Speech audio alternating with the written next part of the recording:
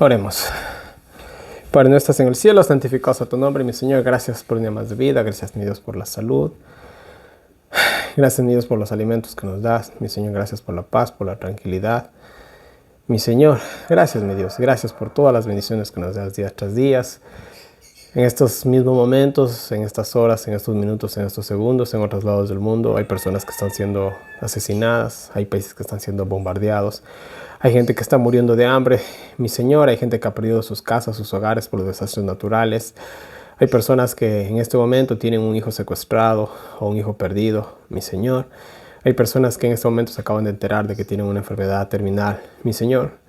Y al contrario de todas esas personas, mi Dios, nosotros estamos aquí de rodillas primero que nada, bien, sanos, vivos, completos, mi Señor, y agradecidos por todas las misiones que nos das día tras día. Y a veces, mi Dios, en nuestra ignorancia, mi Señor, no apreciamos todas las cosas que haces por nosotros. Te agradecemos infinitamente por eso. Gracias por sobre todas las cosas, mi Señor, porque esta noche tenemos un techo, mi Dios, y una cama donde dormir, mi Señor. Gracias por todas esas bendiciones. Quédate con nosotros ya en estos pocos minutos que quedan de tu santo y bendito día, y que lo que vayamos a estudiar en estos minutos, Dios, en estas horas, sea para tu honra y para tu gloria. Toca nuestra mente y el corazón, y mi Dios, ya nos entender el mensaje que nos tienes preparado en este momento. Te lo pedimos todo sin merecerlo, en el nombre de tu Hijo amado Cristo Jesús. Amén. Buenas tardes, que Dios nos bendiga y feliz sábado. En la mañana estábamos viendo el mensaje a la iglesia de Tiatira, ¿ya? Y bueno, ahorita vamos a ver el mensaje a la antepenúltima iglesia. Vamos a ver el mensaje a la iglesia de Sardis.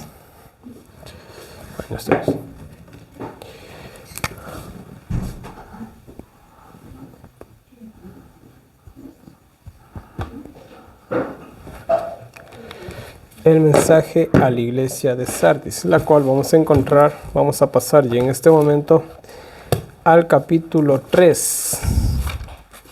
Vamos para allá. Vamos a pasar en este momento al capítulo 3 de Apocalipsis. Y vamos justamente a la historia de la iglesia de Sardis. ¿Sí? Muy bien. Hay mucho que decir con respecto a esta iglesia. Pero como no tenemos luz, vamos a tratar de ser bien específicos. ¿Ya? Muy bien. Entonces, vamos a leer antes que todo lo que corresponde a la iglesia de Sardis. Vamos a leer del versículo 1 al versículo 6, por favor. Del 1 al 6. La palabra del Señor dice: y escribe al ángel de la iglesia en Sardis, el que tiene los 7 espíritus de Dios y las 7 estrellas, dice estas cosas: yo conozco tus obras, que tienes nombre de que vives y estás muerto. Sé vigilante y afirma las otras cosas que están para morir, porque no he hallado tus obras perfectas delante de Dios. Acuérdate pues de lo que has recibido y oído, y guárdalo, y arrepiéntete, pues si no velares, vendré sobre ti como ladrón, y no sabrás a qué hora vendré sobre ti. Pero aún tienes unas pocas personas en Sardis que no han contaminado sus vestiduras, y andarán conmigo en vestiduras blancas, porque son dignas. El que venciere será vestido de vestiduras blancas, y no borraré su nombre del libro de la vida, y confesaré su nombre delante de mi Padre, y delante de sus ángeles. El que tiene oído, oiga lo que el Espíritu dice a las iglesias. Amén, muy bien. Primero que nada, el nombre el significado de Sardis es cántico de gozo. Cántico de gozo. Y es interesante que en la época de la iglesia de Sardis se hicieron gran parte de las alabanzas cristianas que hasta el día de hoy nosotros tenemos en la actualidad. Ya, porque ¿quiénes son los que hicieron las alabanzas? Estamos hablando de las alabanzas, ¿cómo se llama? Se me fue el nombre. Sacras, vamos a decirlo así. Ya, sacras creo que es la palabra. De esas alabanzas. No de que ahorita cogen un merengue y le ponen letra cristiana y supuestamente esto no es una alabanza. Estamos hablando de la música sacra, básicamente. Fue en la época de la Reforma y los reformadores fueron ellos los que hicieron básicamente estas alabanzas, ¿no? Interesante. Ya, estamos con Sardis. Ya. Entonces, ¿en qué periodo de tiempo estamos ahora? ¿Cuál fue el último periodo de tiempo? 1517 y vamos hasta 1798. Estamos en la época de la Reforma protestante. Estamos en la época de la Reforma.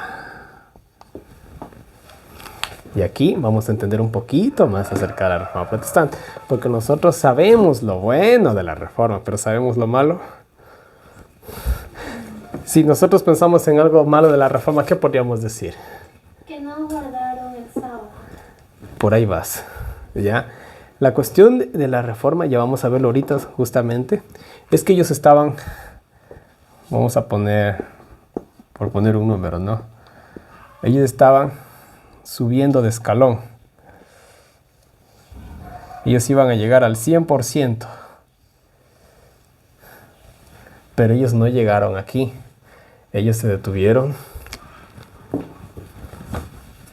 por aquí nomás. Hasta ahí llegó la Reforma. Y es por eso que hoy en la actualidad gran parte, si no mejor dicho casi todas las iglesias cristianas no tienen ni la mitad de todas las verdades bíblicas que hemos aprendido en estos estudios, ¿verdad? Porque se quedaron aquí. ¿Ya? Esto es como... Bueno, esto es todo en la vida, ¿no? Es como los estudios. ¿Qué es lo primero? El kinder, la escuela, el colegio. ¿De ahí qué sigue? La universidad. Y de ahí. Hacer maestría. Y de ahí. Doctorado. Está. Ya. Bachelor. Entonces yo me quedé aquí. Yo me quedé en la escuela nomás. Bueno, por aquí me quedé. Algunos se quedaron por acá en el colegio, otros en la universidad. ¿Qué les faltó? Les faltó algunas cosas para llegar al 100%, ¿no? Así de siempre. Es como, ¿cuál es el máximo logro de un deportista? A ver. Los Juegos Campeón olímpico. Campeón olímpico, ¿verdad? Eso es lo máximo, ¿verdad? No hay nada mejor que eso. Puede ser campeón nacional, panamericano, pero el olímpico... esa es otra historia, ¿verdad? Eso es lo máximo, pero no tanto olímpico, o sea, la medalla de oro, ¿no? Y aún ganando la medalla de oro, ¿cuál es el máximo objetivo? Romper un récord mundial, lo cual muy pocas personas lo han hecho en la historia, ¿verdad? Entonces, lo mismo es en el cristianismo, ¿verdad? ¿Cuál es la meta de nosotros? La salvación. Ya, eso es todo. Perfecto. No hay nada más. No hay otra cosa que decir a eso. ¿Verdad? Muy bien. ¿Cómo se presenta? Miren, vamos al versículo. Versículo 1 dice, el que tiene los 7 espíritus de Dios. ¿Cuáles son los 7 espíritus de Dios? Traducido de otra manera, sería que esta iglesia tiene al Espíritu Santo. Interesante.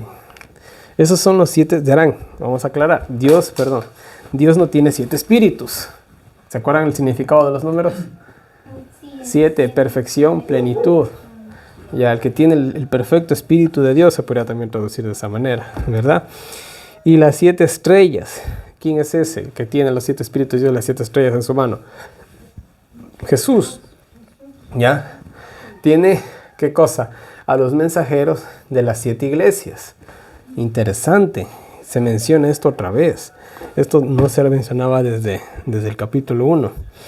Yo conozco tus obras, que tienes nombre de que vives y estás... Bueno, ya vamos ahorita a eso.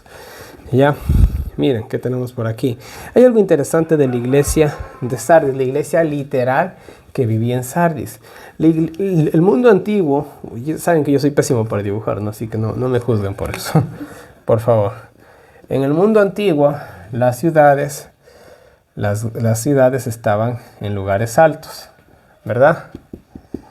Así estaban construidas las ciudades, en lugares altos, en colinas, ¿ya? Hoy en la actualidad no es así.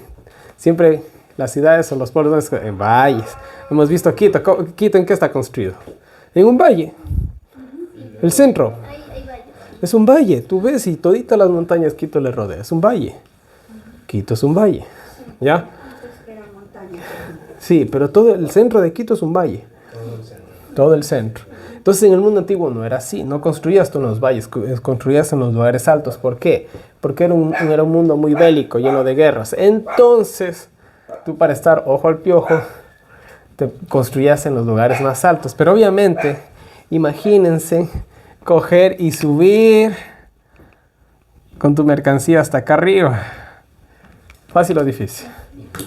Si nosotros con un verde que subimos 200 metros, chuta, ¿te acuerdas cuando íbamos al Guineo? Desde abajo, 600 metros para arriba. Y somos fuertes, pero él de un lado y yo del otro. Porque subimos 600 metros arriba, pesado. Ya, entonces, ¿qué sucedió? ¿Qué sucedió con el tiempo de la ciudad? La ciudad dijo, ¿saben qué?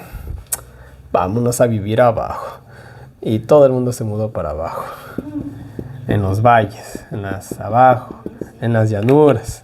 Ahí se fue a vivir la gente, en los lugares bajos. Y obviamente todo esto les dio una desventaja. Es una desventaja. ¿Por qué? Porque tú ya no veías cuando venía el enemigo. Entonces la ciudad, básicamente, en un sentido simbólico, tuvo una decadencia. Vamos a la Reforma. Yo les dije que la Reforma tuvo cosas buenas, pero cosas... Es como cuando uno hace deporte. Yo a veces salgo a trotar. ¿Qué tal si yo al principio cojo y comienzo a correr como loco? No va a llegar al final, pero si voy despacito, calentando, buen ritmo, y al final cojo un impulsito, ya. Así es, ¿no? Entonces la Reforma tuvo un impulso fuerte, ¿verdad? Pero ¿qué comenzó? Comenzó su caída. Ahorita vamos a la historia, ¿ya? Entonces eso es la ciudad de Sardis literal. Ellos pasaron de estar arriba a irse abajo. Y obviamente en el año 546 a.C. cayeron en las manos de Ciro. Cuando Ciro llega a la ciudad, la tomó de una manera tan fácil, porque adivinen cómo estaban las puertas de la ciudad. Abiertas. Entonces Ciro entró, ni siquiera tuvieron que tumbar las puertas. Entró de la manera más fácil y ellos cayeron así de facilito. Ya, así de simple cayeron. Incluso dice que los habitantes de Sardis estaban muy distraídos. Escuchen bien lo que les estoy diciendo. No se me distraiga. Dice que los habitantes de Sardis estaban muy distraídos porque era una ciudad muy próspera. ¿Qué pasa cuando nosotros tenemos plata? No conocemos a nadie, ¿verdad? Nos distraemos, compramos cosas que ni siquiera necesitamos, la mejor comida, repartimos a Raimundo y todo el mundo, hasta el que te cayó mal le vas aguantando un billete en la cara, ¿no? ¿Qué pasó con Sardis? Ellos estaban distraídos con sus riquezas y su bienestar. Entonces esta ciudad fue facilita de coger y tumbarla, ¿no? Fue muy fácil para Ciro. Bueno, esta ciudad, por su falta de vigilancia, bueno, ahí está, distraídos, creo que eso también aplica, ¿no? Ellos no vigilaron, entonces ellos tuvieron que pagar un alto. ¿Qué se habla respecto a qué habla el profeta? ¿Cuál profeta era? Creo que era Jeremías o Isaías de la atalaya, ¿se acuerdan? ¿Cuál era el trabajo de la atalaya? Tocar la trompeta cuando ya veía el peligro sobre el pueblo, para alertar al pueblo, despertarlo. El atalaya estaba ojo al piojo, ¿no? Y de lejos ve algo medio raro. Alertas. Y ven por ahí algo. Viene alguien que se acerca, amigo o enemigo, no sabemos. Espérate un ratito, pero ponte pilas. Ven, amigo abran las puertas. Ven, enemigo, den la alarma, rápido todos, ¿verdad? Ese era el trabajo de la atalaya. Y hoy en la actualidad en el ejército, siempre hay uno que está ahí. Le llaman centinela. El centinela le dicen ahora, ¿no? Entonces siempre hay uno que está, ojo. Y ni siquiera hay enemigos, pero ahí están ojos, ¿no? Por si acaso cualquier cosa. Entonces eso es lo que pasó con Sardis. Sardis se durmió. ¿A qué nos recuerda eso? A las vírgenes insensatas. Al siervo infiel también, ¿verdad? Hay muchos ejemplos. Ya, muy bien. Ahora miren, en el versículo 3 dice... Versículo 3, primera parte, dice, acuérdate pues de lo que has recibido y oído y guárdalo y arrepiéntete. ¿A qué nos recuerda esa palabra? Acuérdate, ¿a qué nos recuerda? En la Biblia, ¿dónde dice acuérdate del día? Ya, si se dan cuenta el lenguaje bíblico. Versículo 3, estamos en Apocalipsis 3:3. Acuérdate pues de lo que has recibido y oído y guárdalo o cúmplelo y arrepiéntete. ¿Qué le está diciendo Dios a su iglesia? ¿Qué le está diciendo Dios a la reforma? Acuérdate de qué. Por ahí vamos. Ya. Todo el consejo de Dios. Acuérdate que le dijo Dios al pueblo de Israel. Acuérdate del día sábado. ¿Qué le faltó a la reforma? ¿Tú lo dijiste? Una de las cosas que le faltó a la reforma fue la ley de Dios, específicamente el día sábado. Que si hubieran aceptado el sábado, le hubiéramos derrotado al papado. Esa es otra historia, pero bueno. Ya, pero miren, vamos a Jeremías 6:16. Búscala ahí, Jeremías 6:16. Sí, quiero sacarle la grande que está acá.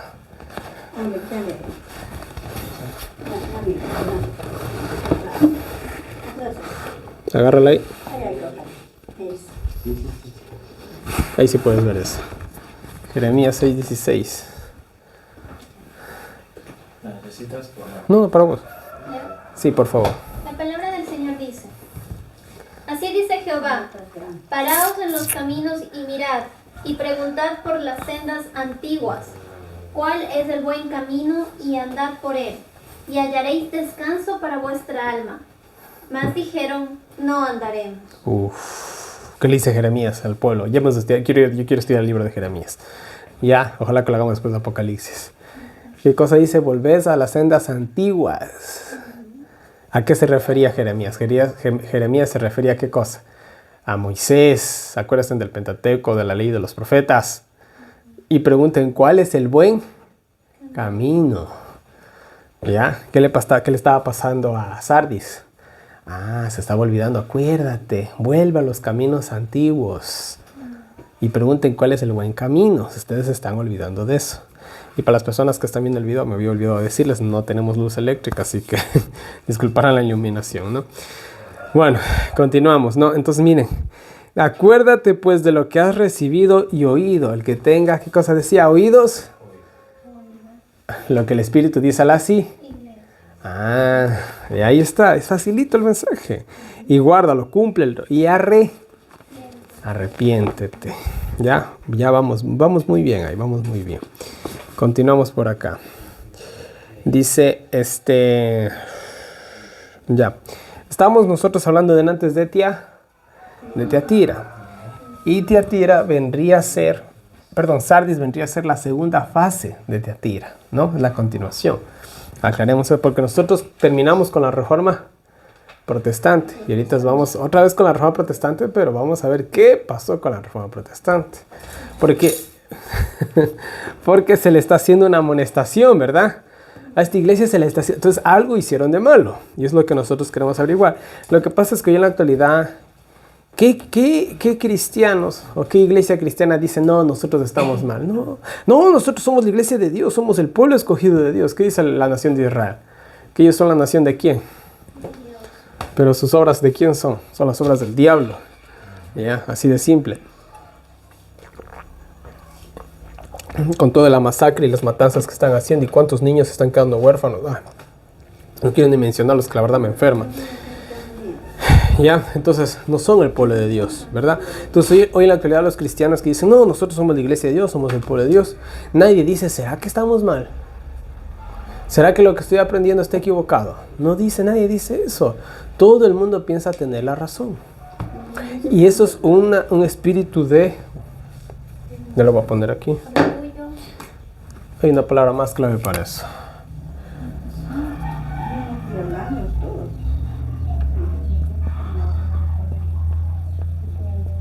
Autosuficiencia. Ahí está. Y ese espíritu es el peor espíritu que uno puede. El que se cree, el que puede todo, el que sabe todo, el que no necesita a nadie. Y estoy hablando del mundo cristiano. ¿Ya? Violando también los niños. Ya, miren, sigamos. ¿Dónde me quedé? Un ratito, por favor. 3, Apocalipsis. No, aquí en el tema, me perdí. No, aquí estoy, ya, perdón. Ya, aquí estoy, ya, listo. Ya, miren, el versículo 1 nos decía una palabra, en la segunda parte del versículo decía, ya dice, y conozco tus obras, que tienes nombre de que vives y estás... Ay, ay, ay. Ay, ay, ay. Que a vos te digan, estás muerto, chuta. ¿Qué querrán decir? Tienes nombre de que vives. Vives, aparentemente tienes un nombre bonito, ¿verdad? Pero estás muerto. Voy a ponerlo un ejemplo, ¿no? Es como, por ejemplo, a mí me ven lleno de vida, ¿verdad? Pero yo tengo un cáncer terminal. Yo me veo tan vivo, pero estoy muerto, porque me quedan 3 meses de vida. ¿Ya? Por ponerlo así un ejemplo práctico, ¿no? Esta iglesia tenía este problema. Tenía nombre de que estaba viva, pero estaba... Mire, cántico de gozo, eso está vivo, ¿verdad? Pero realmente estaba muriendo esta iglesia, básicamente, ¿ya? Entonces, miren, en su primera fase, nosotros, si hablamos de la iglesia de Sardis o de Tiatira, que básicamente casi sale lo mismo, ¿no?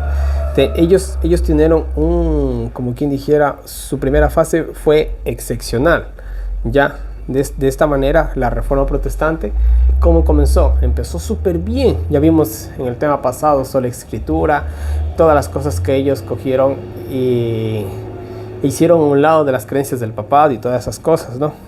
Hay que decir mucho, ya lo dijimos en el tema pasado, no quiero repetir nada de eso, ¿no?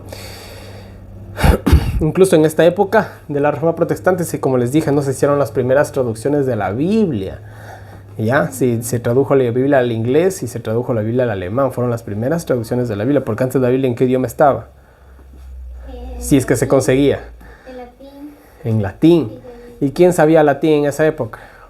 Solamente los clérigos. ¿Y quiénes eran los que podían estudiar en las escuelas y en las universidades? Solamente la gente rica. Y los del vulgo, personas como nosotros, Nadie podía. no sabíamos leer, escribir, no sabíamos nada. Entonces... Pero, ¿qué dijo Wycliffe? ¿Qué dijo Lutero? Que la Biblia tenía que ser dada al pueblo. Denle al pueblo. ¿Y qué decían los sacerdotes? ¿No? ¿Cómo le vas a dar al pueblo? Se van a confundir, se van a agarrar. Solo la Santa Iglesia Católica tiene la interpretación de la Biblia. Se le fue confiada a la Iglesia. ¿En dónde dice eso? La tenían oculta. ¿Ya? Entonces, bien, fue una época dorada para la Reforma Protestante. Fue una época dorada. ¿Ya? Entonces, ahí es lo que se dice, ¿no? Yo conozco tus obras, que tienes nombre de que vives, pero... Y ahí vamos a esto, ¿no? Lo primero que Jesús resalta de esta iglesia es su buena condición inicial, pues tenía fama o nombre de estar viva. Estaba viva, se estaba, vamos a decirlo así, resucitando las verdades bíblicas. ¿Ya? Pero miren, todos alguna vez hemos tenido un accidente, hemos estado enfermos o alguna cosa nos ha pasado, ¿verdad? A todos nos ha pasado alguna vez eso, ¿ya? Entonces yo me acuerdo cuando yo tuve el accidente aquí en mi boca, yo estaba mal. Entonces mi primer preocupación era la operación. Y tuve la operación. Y después de que tuve la operación era recuperarme de la operación. Y me recuperé de la operación. De la operación. Y después de que me recuperé de la operación, fue después tratar de masticar, porque no podía masticar. Y después de que ya pude masticar, mi otra preocupación era poder volver a ser fuerte. No tenía fuerzas. Es increíble como yo tengo el paladar roto. No se puede hacer fuerzas. No podía yo hacer fuerza. Incluso yo comencé a hacer ejercicios, me acuerdo. Y yo cada vez que hacía ejercicios me llegaba un olor a sangre, por lo que se me movía el paladar. Pero yo dije, no, esto tiene que endurarse. Y yo era, dale. Pero obviamente, moderadamente, ¿no? Progresivamente. Y me acuerdo que las primeras veces que mi papá me vio haciendo ejercicio se asustó. Me dijo, Nelson, ¿qué estás haciendo? Y le digo, tengo que hacerme fuerte, le decía yo. No me puedo quedar así. ¿Y tú me ves trabajar? Yo nunca me quejo. Y hago unas fuerzas, pero impresionantes. O sea, yo no me quedé ahí. Yo seguí progresando. Pero ¿qué tal si yo me hubiera quedado como, disculpen la expresión, no espero ofender a nadie, pero me hubiera quedado como una niña delicada? No haría nada. En mi vida yo no haría absolutamente nada. Más todo lo contrario, ¿yo qué hice? Yo cogí, me esforcé y le puse ganas, ¿ya? Entonces, ¿pero qué pasó con la iglesia de la Reforma, la época de la Reforma? Ellos comenzaron súper bien, pero ellos se estancaron. Y eso ya vamos a ver ahorita, ¿ya?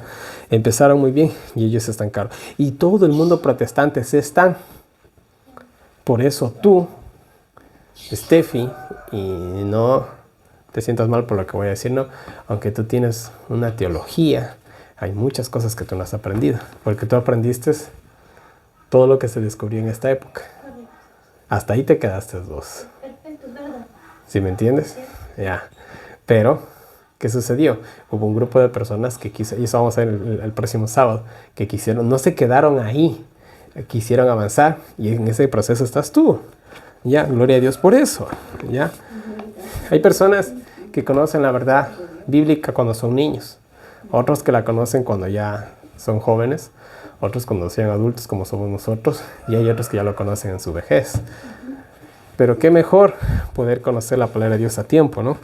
Entonces no nos sintamos en ese sentido. Yo lo digo de manera personal, que básicamente toda mi infancia la pasé en una iglesia, pero yo nunca me enseñaban estas cosas hasta que yo mismo por mi propia cuenta comencé a aprender.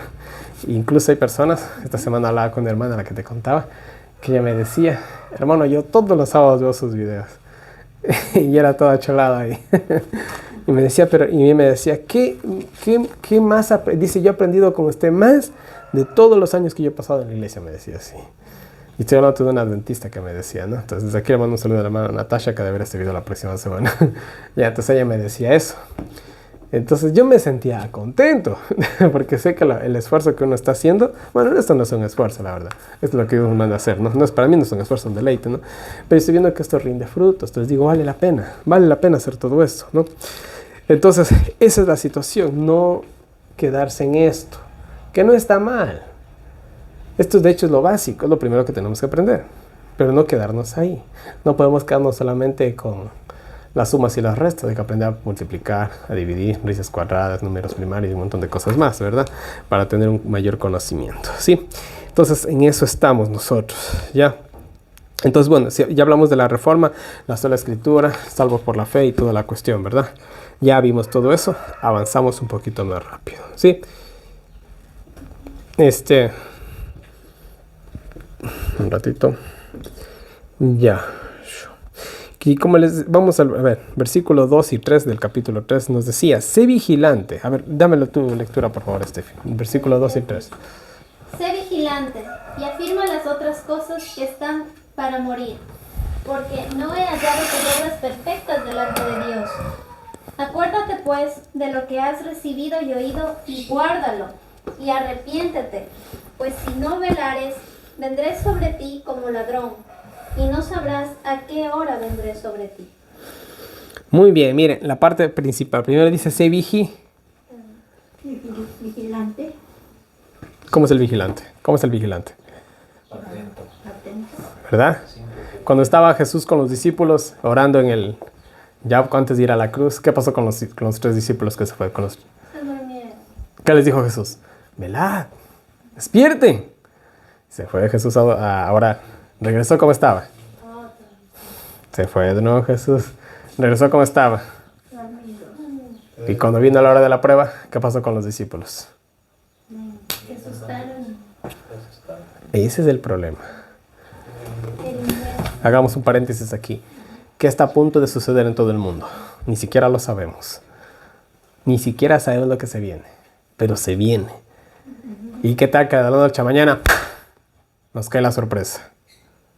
Y los que no estábamos atentos, los que no estábamos preparados, los que no estábamos vigilando, ¿cómo nos coge?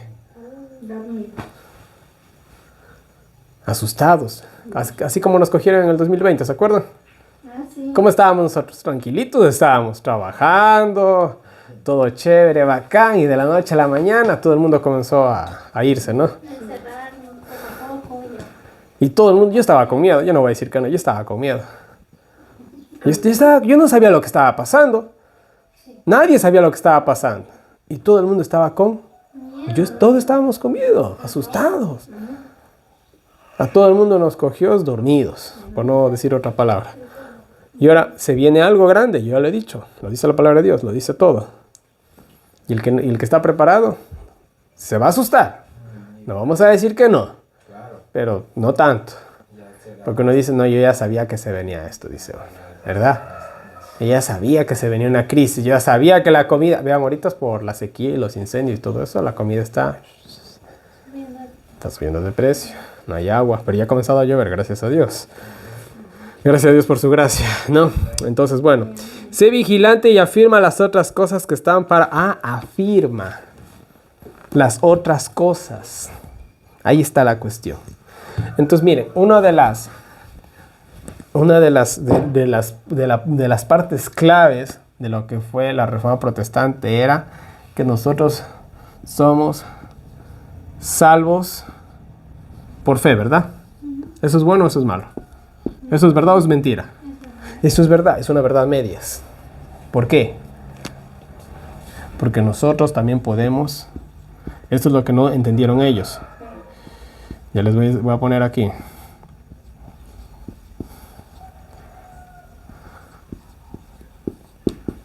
Que nosotros también podemos vencer el pecado por la fe.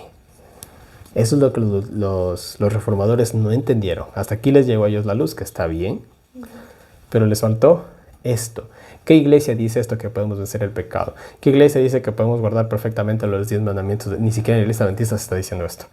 ¿Qué iglesia dice que podemos vencer el pecado mediante la ayuda de Cristo Jesús? Te enseñan que vas a ser pecador y cuando Cristo venga, ahí vas a dejar de pecar. Es lo que enseñan todos. Incluso en la iglesia adventista se pervirtió esta verdad. Pero nosotros podemos vencer el pecado mediante la fe. Por eso Dios nos manda a guardar los 10 mandamientos. Y si Dios te manda a guardar los 10 mandamientos es porque sí se puede guardar. ¿Será que Dios será que Dios es tan injusto y tan malvado para pedirnos algo que no podemos hacer? No. Dios no opera así. Dios no es como el hombre, ¿verdad? Continuamos. Voy un poquito acelerado porque se me está yendo la luz, ¿no? Perdón. Ya, entonces mira, una de las cosas también que sucedió con las iglesias, con las iglesias, y hasta yo en la actualidad pasa esto, es que ellos se olvidan. ¿Cuál es el esposo de la iglesia? Jesús. Pero lastimosamente las iglesias, aún las iglesias protestantes, se metieron con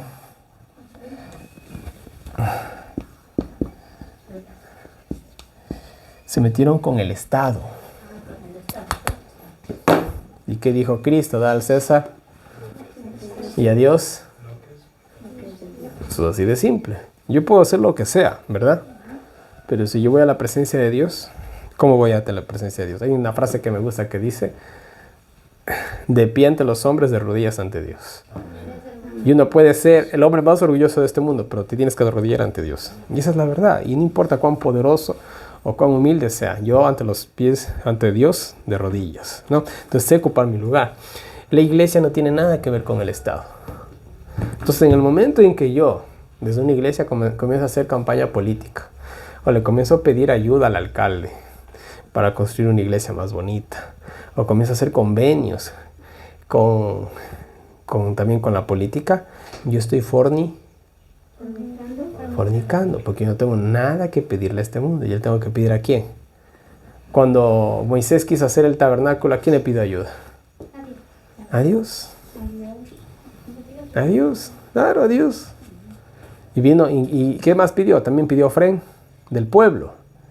Y vinieron las mujeres y los hombres y dieron sus anillos de oro y sus zarcillos y sus espejos y sus ropas caras y toda la cuestión para hacer el tabernáculo.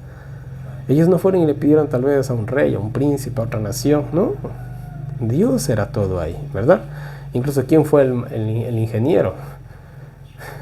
El maestro constructor fue Dios, porque todo fue por inspiración divina. O sea, por poner un ejemplo. Entonces, ¿qué sucedió con las iglesias luteranas, anglicanas, no?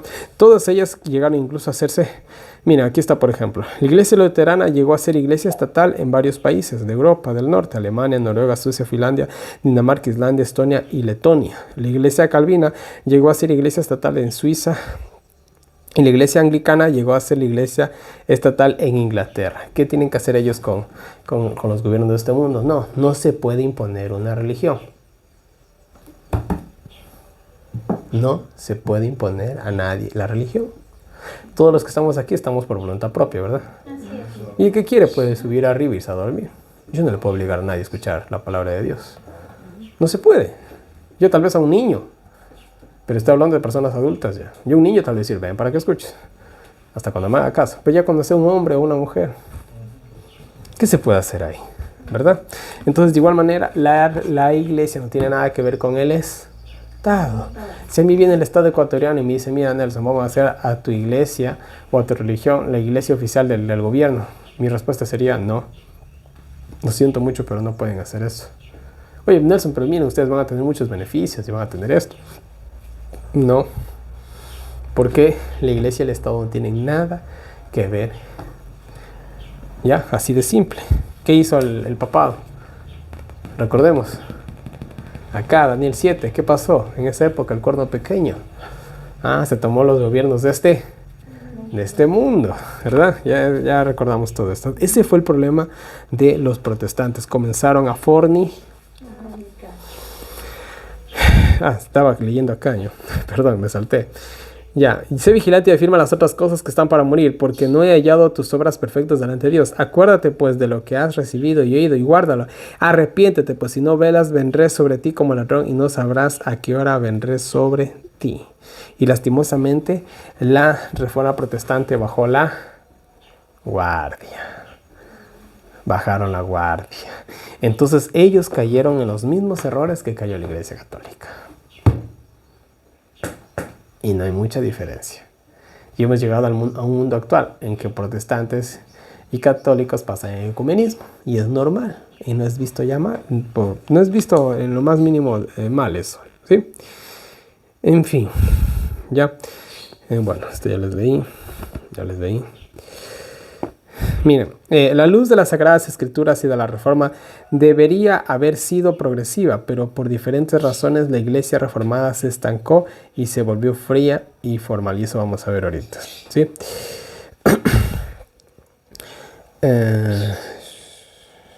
Miren, aquí viene algo interesante. Miren, escuchen lo que les voy a decir. La Iglesia de Inglaterra, también conocida como la Iglesia Anglicana, perdió su fervor original y se estancó en su credo llamado los 39 artículos en 1563. Hasta el día de hoy, la Iglesia de Inglaterra todavía exige a sus ministros que reconozcan públicamente su fe hacia estos artículos. Vamos a aclarar algo aquí bien interesante. Y en esto caen casi todas las iglesias. Verán, nosotros, escuchen bien, a manera que nos acercamos al fin de la historia, vamos entendiendo algunas cosas, ¿verdad? Ahorita, por ejemplo, parece ser que el siguiente catástrofe que viene, parece ser que es por la cuestión del clima, ¿verdad? Ya pasamos algo con respecto a las pandemias, a un virus, no vamos a decir el nombre porque después me censuran el video. Ya pasamos a una vacuna mundial, estamos en una tercera guerra mundial, estamos comenzando a tener catástrofes climáticos mundiales. ¿Ya?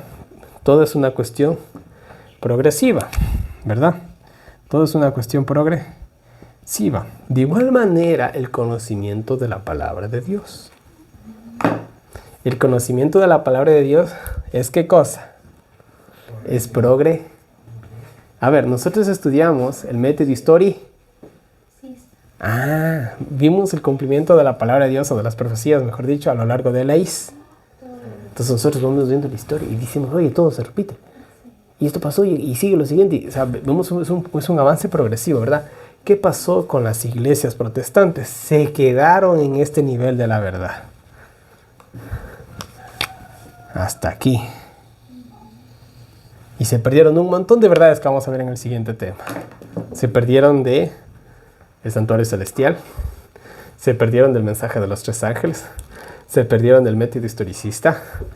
se perdieron de la inmortalidad del alma, el espiritismo, ya, se perdieron de la justificación por la fe y un montón de cositas más. Se perdieron de la alimentación, también la sana alimentación, la manera de vestir que Dios nos manda, ¿verdad?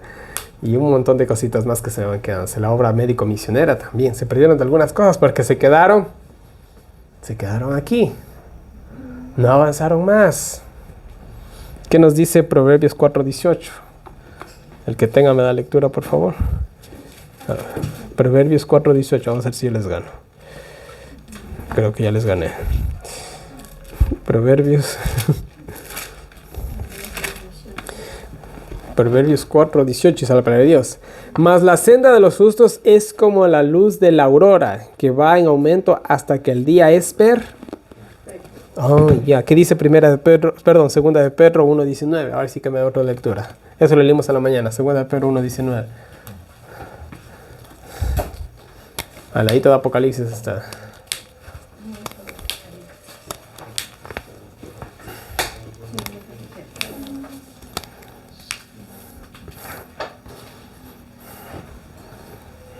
¿Qué pasó? ¿Se les perdió? Oh, no conocen sus Biblias. Vamos a ver si les gano yo. Segunda de Pedro 1:19.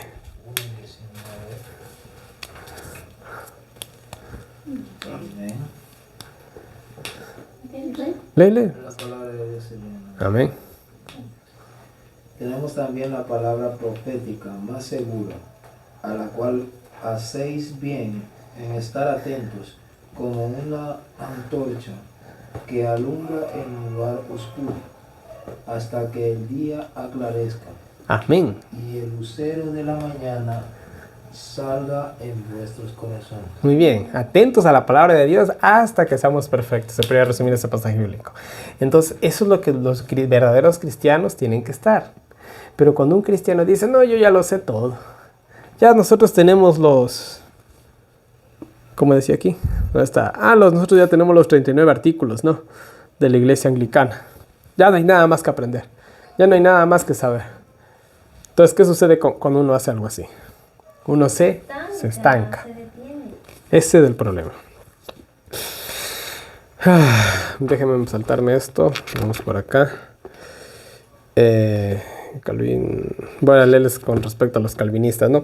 Los seguidores de Calvino se mantuvieron durante más tiempo sin estancarse en un credo. Recién en 1618 elaboraron los 5 puntos del calvinismo. Durante el sínodo de Dar, la iglesia calvinista fueron conocidas como las iglesias reformadas en el centro de Europa, los presbiterianos en Gran Bretaña y los hugonotes en Francia. La teología reformada dio origen a una familia grande de iglesias e influenció profundamente a muchas otras denominaciones e iglesias, especialmente de la Iglesia Bautista, los Congregacionalistas y los Puritanos de Inglaterra. Y la Iglesia Luterana se quedó en las 95 tesis de Lutero, como si esa fuera toda la verdad absoluta, y no avanzaron más en el conocimiento bíblico. E incluso los testigos de Jehová, por ejemplo, ellos desechan el Apocalipsis. Dicen que el Apocalipsis eso ya pasó, eso es como un cuento, algo así, una vez me dijeron. Los testigos de Jehová. Entonces ellos se quedaron aquí. ¿Y ahora cómo llegamos arriba? Ya no se puede, pues ya no se puede. Ya no se puede. Entonces ya te quedaste tú ahí. Te estancaste. ¿Y qué sucede? Por más que yo les voy a poner un ejemplo, ¿no? A nosotros se nos pierde, como pasó con la linterna de esta semana, ¿no? Se nos pidió la linterna. ¿Dónde estaba la linterna? ¿Qué tal si la búsqueda se hubiera limitado solamente a la sala? Nunca lo hubiéramos encontrado. Pero la linterna, ¿dónde estaba? En el cuarto de arriba, ¿verdad? No, habían 3 puntos. O estaba afuera, o estaba aquí, o estaba arriba. Y en cualquiera de esos 3 puntos tenía que aparecer la linterna. ¿Y dónde estaba? Arriba. Pero si nos hubiéramos limitado solamente a la sala, nunca lo hubiéramos encontrado. De igual manera es el conocimiento bíblico. Si te limitas solamente a los evangelios y te limitas solamente a las cartas de Pablo, ¿dónde te quedas?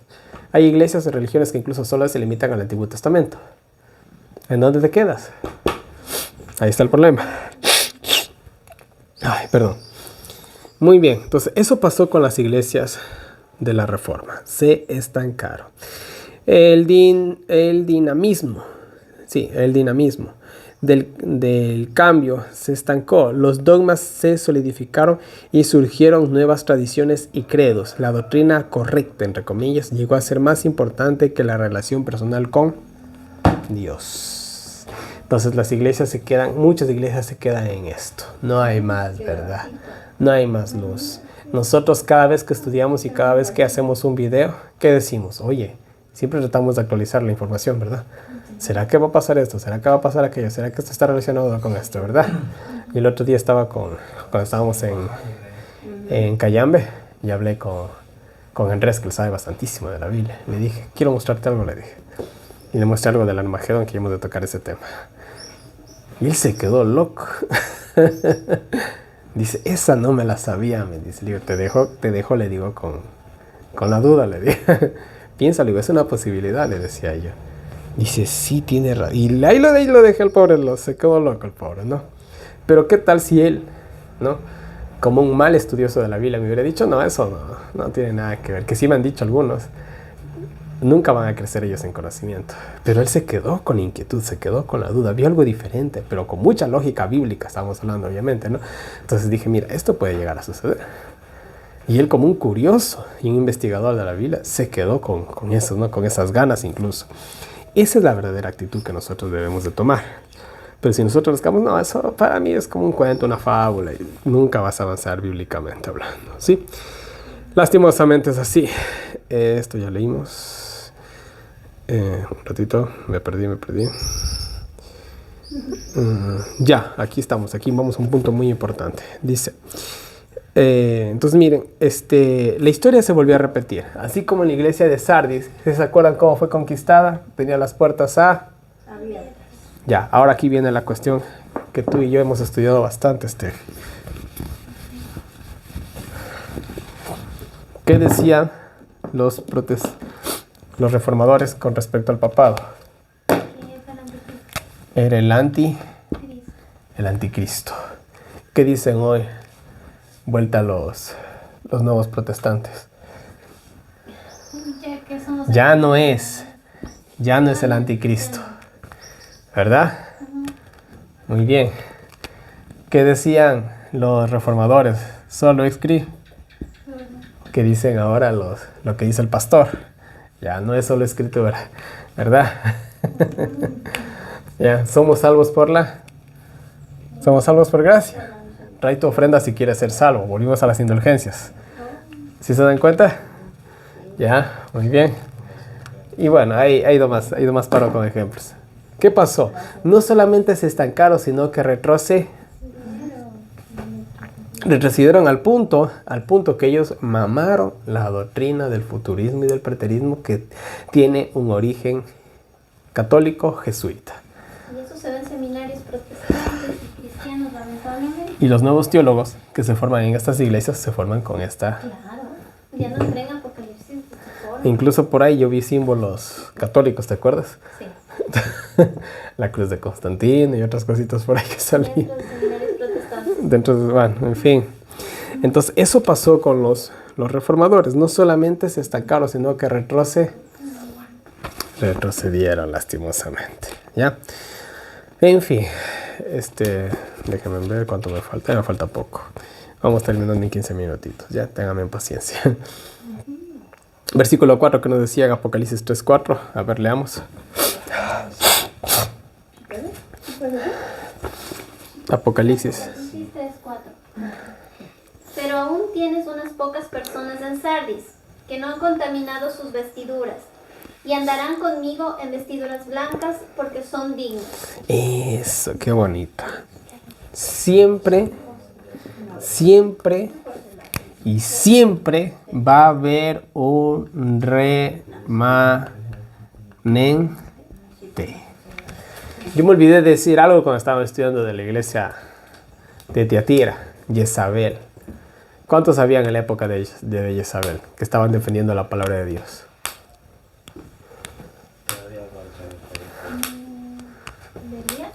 ¿Elías? Sí, Elías.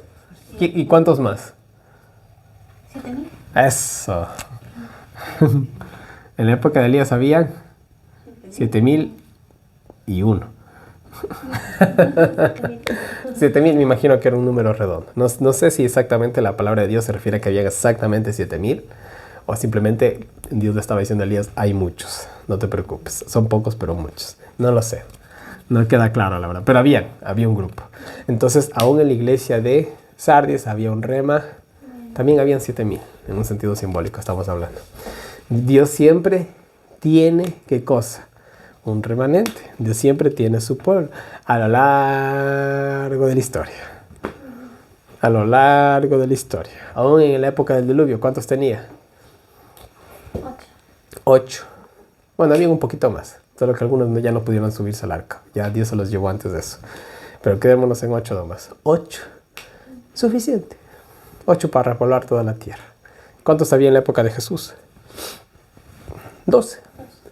Dios, ¿con cuántos trabajó? Sí, gracias por la corrección. ¿Con cuántos trabajó Jesús? ¿Con 11? Con 12, pero uno se perdió en el camino. Y con eso evangelizó todo él. Facilito, ¿verdad? Dios siempre tiene un rema. Siempre tiene un rema. ¿Cuánto porcentaje de la población mundial se puso al abaco? Tú sabes. Cerca de 4 o 5 mil millones de personas. Estamos hablando de un 80%, un 70%. Sí, por ahí más o menos. ¿Hay un remanente? Claro que hay un remanente. Ya, de los cuales aún de esos van a caer unos cuantos, por si acaso. Pero aún de esos van a quedar unos pocos. Estoy hablando solamente en un sentido de, tomando un ejemplo, la Baco, ¿no? ¿Cuánto más será con el pueblo de Dios? Para el tiempo del fin ya no hay 7,000. ¿Cuántos hay?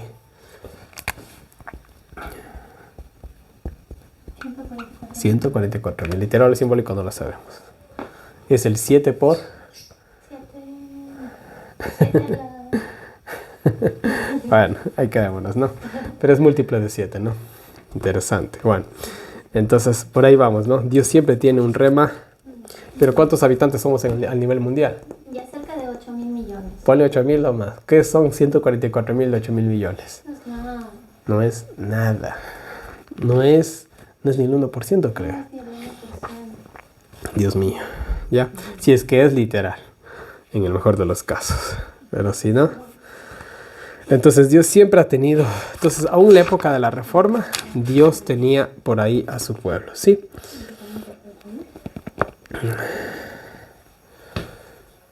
En el versículo 5 nos decía: el que venciere será vestido de vestiduras. ¿Qué son las vestiduras blancas? Símbolo de pureza, de justicia. ¿La justicia de quién? De Cristo, ¿no? Ah. La justicia de Cristo. Las vestiduras blancas son la justicia de Cristo. ¿Qué tan fácil es andar vestido de blanco en este mundo? Hablando en un sentido literal, tú te pones un pantalón blanco, una camisa blanca, una gorrita blanca, Se llama sales. Está mi gorra blanca porque me la puse en la mañana y ya con esta. Ya. Entonces, a menos que andes como niña bonita ahí caminando hasta por la alfombra roja, no se te va a manchar la ropa blanca, ¿verdad? Y ni aún así por ahí dice, ¿no? Entonces, Dios nos promete unas vestiduras blancas que es un símbolo de justicia, pureza, limpieza. Son pocos los atrevidos que andan vestidos de blanco porque es un color muy difícil de llevar. Ya, entonces en el sentido bíblico lo mismo es. ¿Por qué las mujeres, qué significa el vestido blanco de las novias? la pureza de ella. Claro, pero imagínense una novia con 3 hijos va vestida de blanca al altar. Eso se ve ridículo, ¿verdad? Porque de pura y de virgen ya no tiene nada, ¿no? Pero Dios dice que a nosotros nos da, ¿qué cosa? Vestiduras blancas, que es un símbolo de la justicia de... Y en la Biblia, ¿quiénes aparecieron vestidos de blanco? ¿Quiénes? ¿Quiénes brillaban incluso? Los ángeles, muy bien. Jesús en la transfiguración, ¿verdad? ¿Quién más? Moisés cuando bajaba del... según el G. White, también Enoch, ¿ya? Cuando venía de tener relación con Dios, o sea, de tener conversaciones con Dios, o estar en la presencia de Dios, te podría también decir de esta mejor manera. Ya en la Biblia, ¿quién también le brilló el rostro? Esteban, cuando estaba a punto de ser apedreado, ¿verdad? Y así podemos encontrar algunas personas, ya, que tuvieron este hermoso privilegio de estar vestidos de blanco, por así decirlo. Ya, la justicia. Y Dios le promete a la iglesia de Sardis vestirle de vestiduras blancas. También en el Apocalipsis, ¿quiénes aparecen vestidos de blanco? Una gran muchedumbre. ¿Quién es la gran muchedumbre? Gente que se salvó de todo pueblo, tribu, lengua y nación. ¿Y quiénes son esos?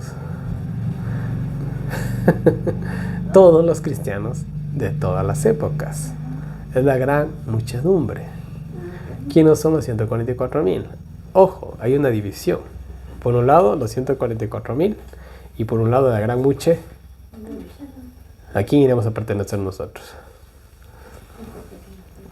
Bueno, ya llegaremos a esos estudios, ya. Les dejo nada más ahí con las dos. Estamos en Apocalipsis, no se preocupe. No nos vamos a tardar mucho en eso. Ya. Miren, en Apocalipsis 19, 7 y 8 dice la palabra de Dios: gocémonos y alegrémonos y démosle gloria, porque ha llegado a las bodas del Cordero y su esposa se ha preparado, y a ella se le ha concedido que se vista de lino fino, limpio. ¿Qué color es el lino? Blanco. ¿Ya? Y resplandeciente, porque el lino fino es las acciones justas de los santos. Ahora, yo me voy a trabajar en un trabajo de construcción vestido de blanco. ¿Cómo creen que voy a regresar en la tarde? En 5 minutos ya estás. Dios mío, va a ser imposible, ¿verdad? Entonces, ¿qué tal si yo salgo de aquí y me voy vestido de blanco hasta la finca y regreso intachable? Solo que nadie echa nada. Exactamente. A menos este no hizo nada. Este se fue a pasear. Pero ustedes van y ven que yo trabajé toda la finca y no llevé parada de ropa extra. ¿Cómo lo hizo, verdad? Sería un misterio, ¿verdad? Ahí estuvo Jesús. Ahí estuvo. Ahí está lo que dijo la hermana. Aquí hubo alguien que me diera ropa extra, ¿no? Pero ¿quién nos viste de blanco a nosotros? Muy bien, aquí viene la cuestión. Jesús nos da una ropa, por ponerlo de alguna manera, como ejemplo nomás. Jesús nos da una ropa que no se puede manchar. Ahorita yo me visto de blanco y lo más bonito posible y la ropa más especial. De que me cae algo, ¿verdad? Mi justicia, mis obras no sirven para nada. Solamente lo que me da Cristo. Solo Dios nos puede cambiar, ¿verdad? Si nosotros le permitimos, obviamente. ¿Ya? Aquí está la paciencia de los santos, los que guardan los mandamientos de Dios y la fe de Jesús. Apocalipsis 14, 12. Y ahí está. ¿Cómo nos vestimos de blanco? Cumpliendo los mandamientos de Dios. Y teniendo la fe de Jesús. ¿Queremos ser tan perfectos como fue Él? Ahí está la clave. Es la cosa más fácil del mundo, saber todo esto. Vamos terminando. Estamos en la parte final. Y miren, esto es muy bonito. Voy a leerlo yo. Está en Zacarías, capítulo 3, versículos 3 al 7. Dice: y Josué estaba vestido de vestiduras viles. ¿Qué significa vestiduras viles? Estaba sucio, apestoso. ¿Quién sabe qué quiere decir el pasaje bíblico? Y estaba delante del ángel, y habló el ángel, y mandó a los que estaban delante de él, diciendo: quitadle esas vestiduras viles. Y a él le dijo: mira que he quitado de ti tu pecado. Miren. Y te he hecho vestir de ropas de gala. Después dijo: pongan mitra limpia sobre su cabeza. Y pusieron una mitra limpia sobre su cabeza.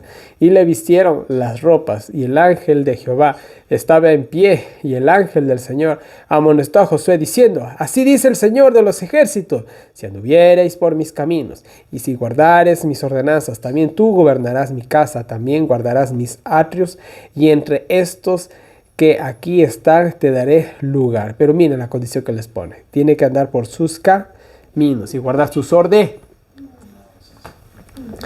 ¿Cuántas veces nosotros nos hemos metido en problemas por no hacer caso a los buenos consejos? No va a hablar ni la voz de Dios. Solamente de: oye, no hagas eso. Y yo: no pasa nada. ¿Cuántos han metido en problemas por no hacer caso? Alza más la mano vos. Tú tienes que alzar más la mano. Las dos, eso. Es verdad. Mi padre alguna vez me dijo, Nelson, no hagas eso. Mi padre no es un justo, por si acaso, pero sí tiene experiencia. Adivinen qué pasó. No le hice caso, me fue mal y después dije, el viejo tenía razón. ¿Verdad? Y si nosotros andáramos, si simplemente hiciéramos caso a lo que Dios nos dice, la pasáramos tan bien. Sí. Y esta semana estaba con una aflicción, verán, estaba todas las... Yo sí te dije, andaba medio mal. Y en lo que venía en el bus, en la mañana, ¡pum!, se me vino un pensamiento. Es de algo que tenía un problema, es de algo íntimo, ¿no? Solamente dije esto, un pecado menos. Sí, venía Me estaba librando de un pecado menos, pero ¿qué sucede? Escúchenme bien. Nosotros estamos tan arraigados al pecado que aun cuando perdemos el pecado lo extrañamos. A mí me estaba pasando esto esta semana. Y algo, miren, hablo de un pecado y no de un pecado feo, por si acaso, ¿no? De un pecado liviano, aunque no hay pecados livianos, pero estoy simplemente para que me entiendan, ¿no? Simplificando la cosa. Y yo no me di cuenta que eso era un pecado, hasta hoy en la mañana. Y dije, un pecado menos. Y nunca lo había visto de esa perspectiva. Yo estaba viéndolo desde otra perspectiva. Y ya me quedé tranquilo. Pero estaba tan metido en eso que no me había fijado, ¿verdad? Es como, por ejemplo, ¿no? Cuando tú le vas a una persona y le dices, usted tiene que dejar de comer chancho porque eso le está haciendo daño. La persona que dice, ay, pero el chancho es tan rico, te dice la persona. No lo ve como mal. ¿Me hago entender? No lo ven como algo malo. ¿Ya? Pero hasta cuando ellos no hacen la prueba y realmente dejan de comer eso y comienzan a sentirse bien, que dicen, oye, yo ya no vuelvo a comer eso. Es así, es como, por ejemplo, a mí la leche no me sienta bien. Entonces a mí me dicen leche, no. Yo a la automática, y no digo que la leche sea mal, no, que a mí no me cae bien. Entonces eso es así de simple, ¿no? Entonces yo con la leche no me llevo. Versículo 5 dice, y no borraré su nombre del libro de la... Y aquí vamos a una parte muy hermosa. ¿Quiénes están inscritos en el libro de la vida? Los salvos. Los cristianos. ¿Saben quiénes están inscritos en el libro de la vida? Ahorita se les voy a poner para que lo lea. No lo voy ni a decir.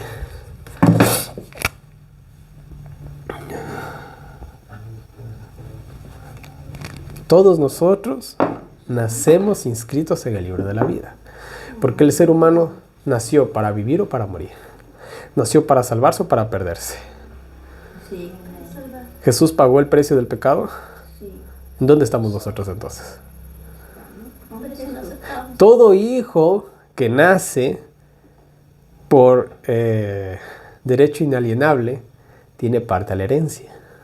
¿Verdad? ¿Verdad? Todo hijo. ¿Ya? Entonces todos los que nacemos en este mundo, gracias a la gracia de Cristo, estamos destinados a la salva. Sí. Y ahí es cuando Dios dice, versículo 5, y no borraré su nombre del libro de la...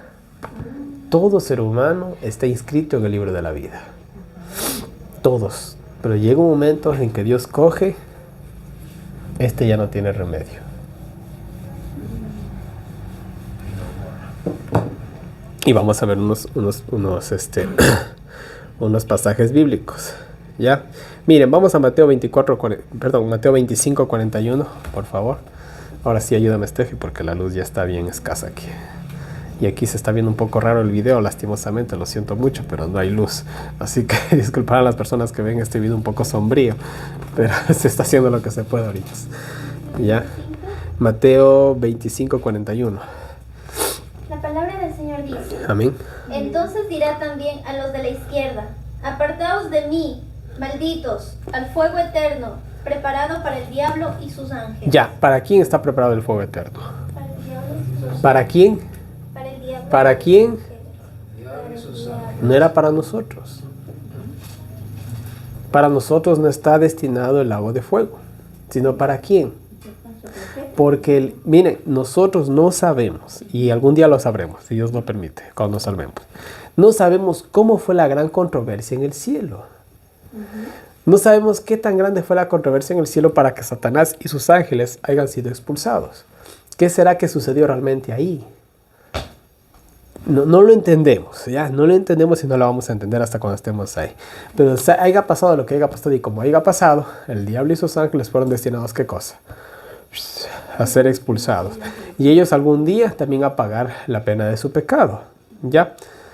Pero nosotros no éramos partícipes. ¿Y saben por qué el ser humano tiene opción a la salvación? ¿Saben por qué? Porque el ser humano fue engañado. Aquí vamos a poner un ejemplo. Yo estoy con una persona ahí que es un amigo entre comillas, ¿no? Y yo voy con este amigo y este amigo dice, acompáñame acá, voy a cobrar algo, un dinero que me debe. Vamos, yo le acompaño. Yo voy supuestamente a acompañarle a cobrar el dinero que debe y en eso él coge, habla con el tipo, por ahí se cruzan de palabras, saca un arma y boom, boom, boom. Ahora, yo acabo de evidenciar un crimen. Obviamente estoy involucrado con la persona que cometió el crimen. Obviamente a mí me van a injuicio. Y llevo parte, pero yo no maté a la persona. Entonces se pone el caso, se expone el caso y ¿qué se dice? Y incluso la persona que cometió el crimen, ¿qué dice? No, la verdad él no tenía nada que ver. Él solamente me acompañó. ¿Sobre quién cae todo el peso de la ley? Sobre la persona que cometió el crimen. Y si el otro le llegan a imputar alguna pena, será una pena bien mínima, ¿verdad? Porque él no jaló el gatillo, no sabía lo que estaba incluso pasando. ¿Me voy a entender? Entonces, o bien queda libre, o le dan una pena mínima. El ser humano no pecó, vamos a decirlo así, a sabiendas. Ya, el ser humano fue engañado. Pero Satanás tenía un conocimiento infinito. Y así pecó. Pero el ser humano era un bebé al lado de Satanás. Y es por eso que Dios extiende su gracia. Porque dijo, por poner un ejemplo, pues estoy usando palabras humanas, ¿no? Dios dijo, pobre el ser humano, no sabe lo que acaba de hacer. Satanás sí sabía, básicamente. El ser humano no. Y por eso Dios nos dio esa oportunidad. Esto es como cuando comete un crimen un menor de edad. La ley es bien blanda porque son menores de edad. Pero ya eres mayor de edad, ya no era un año, ahora son 5 años. Y ya no eran 4 años, ahora son 25 años. Así es, ya. Entonces con Dios fue lo mismo, básicamente. Entonces en ese sentido, por eso nosotros tenemos en ese sentido más chance, ¿no? El infierno, el lago de fuego estaba destinado para quién, para Satanás. Éxodo 32:33 dice, al que haya pecado contra mí, lo borraré de mi libro. Eso fue lo que le dijo Dios a Moisés, ¿se acuerda? Cuando Dios le dijo a Moisés, ¿sabes qué? Ándate de ahí, voy a exterminar todo este pueblo, ya me tienen harto. Y Moisés dijo, no, Señor, bórrame del libro de la vida, pero no mates a tu pueblo. Y eso era una prueba que le estaba haciendo Dios a Moisés, a ver qué tan grande tenía la paciencia y la fe. Y que le dijo Dios, no, solamente al que pecare contra mí le borraré de mi libro. Está bien, Moisés, por ti no los voy a destruir. ¿Ya? Gracias a Dios por los buenos líderes. Así que arrepentíos y convertíos para que sean borrados vuestros pecados. Hechos 3:19. Tenemos dos opciones. O nuestros pecados son borrados o somos borrados del libro de la vida. ¿Qué prefieren? Que nuestros pecados sean borrados. Pero ¿qué tal si nosotros tenemos una pareja? Seamos hombres o mujeres, ¿no? Si soy hombre, obviamente tengo una pareja mujer y si soy mujer, una pareja hombre. Y viene mi pareja y me traiciona una vez porque estaba borracha. Está bien, te perdono. Ya, acá, le perdoné, ¿verdad? Y viene una segunda vez y me vuelve a traicionar porque estaba mal anochada, le dolía la cabeza y no sabía ni lo que pasó. Bueno, está bien, le perdono una segunda vez, ¿verdad? Y le perdono una tercera vez porque esta vez vuelta debía dinero y no tenía otra forma de pago.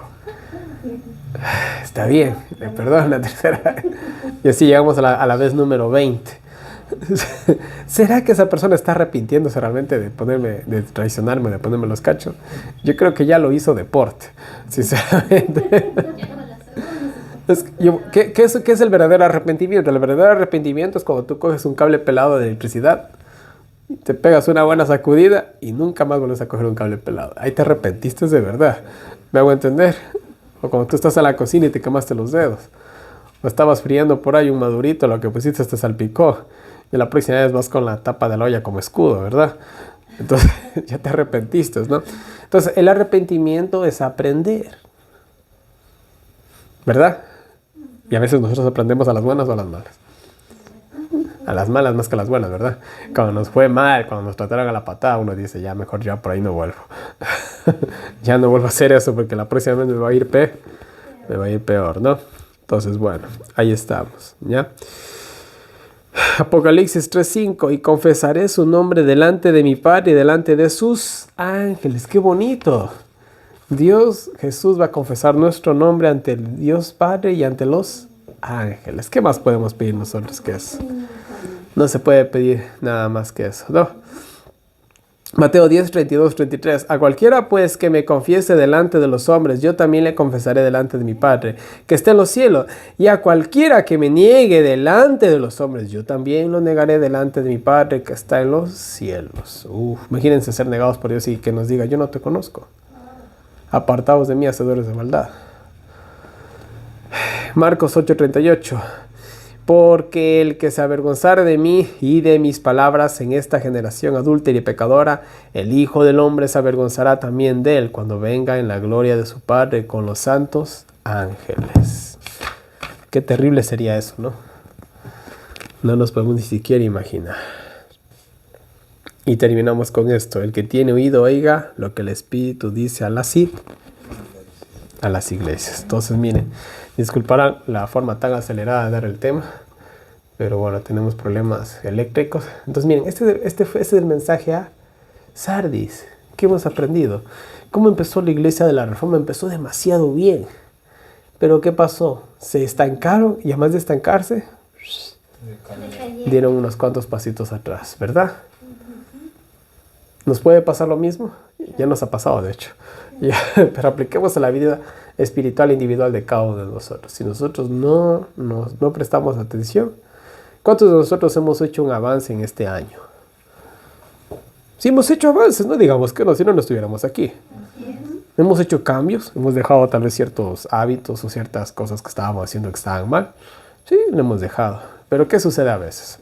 Lo digo por mí, no lo digo por ustedes ni por los que están viendo este video. Cada persona tiene sus propias luchas, muy diferentes a las otras, pero cada uno tiene sus luchas. ¿Qué sucede? Damos un pasito y a veces retrocedemos dos más. Pero uno dice, no hay que rendirse. Vamos, y esa es la clave es no rendirse. Tú cuando te rindes estás perdido. ¿Cuántas veces uno pierde antes de llegar a la meta? Incontables, ¿verdad? Y es increíble.